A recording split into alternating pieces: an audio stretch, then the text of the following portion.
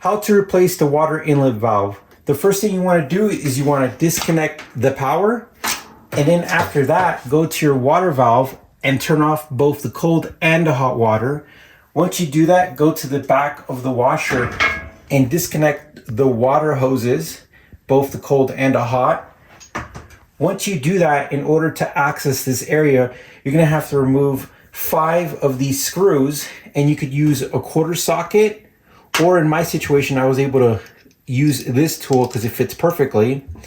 And in the back, you're gonna have this bracket. You're gonna go ahead and remove this screw as well. That's gonna loosen this part right here. And then to get this part loose, as you can see right here, there's some openings on each side, and it's just some clips. Use something flat to gently pry it up and pop it up. At this point in time, you're gonna see the water valve. Once you get to the water valve, go ahead and disconnect the connectors. And then once you do that, you're gonna get a T20, and this T20 is gonna take off 2 screws right here, 1, 2. Once you remove those, of course they're already loose,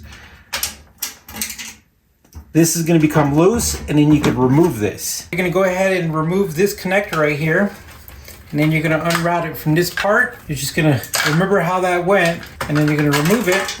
And then the new one, you gotta undo this part right here, so let's do that real quick. Go underneath here, assuming that goes there. Like that. Now, this goes inside here like this, and then you're gonna put these screws on it. You don't want to over tighten these because it's plastic. Get them started by hand.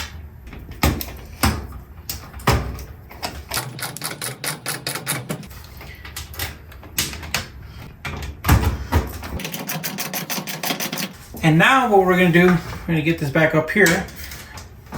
We're gonna put this through this, and then we're gonna take this bracket, we're gonna put it back on here, and then we're gonna put the screw over here, if I can see it, yep. I'm gonna tighten these down. We got another one right here in the center. All right, hook up your cold and your hot lines.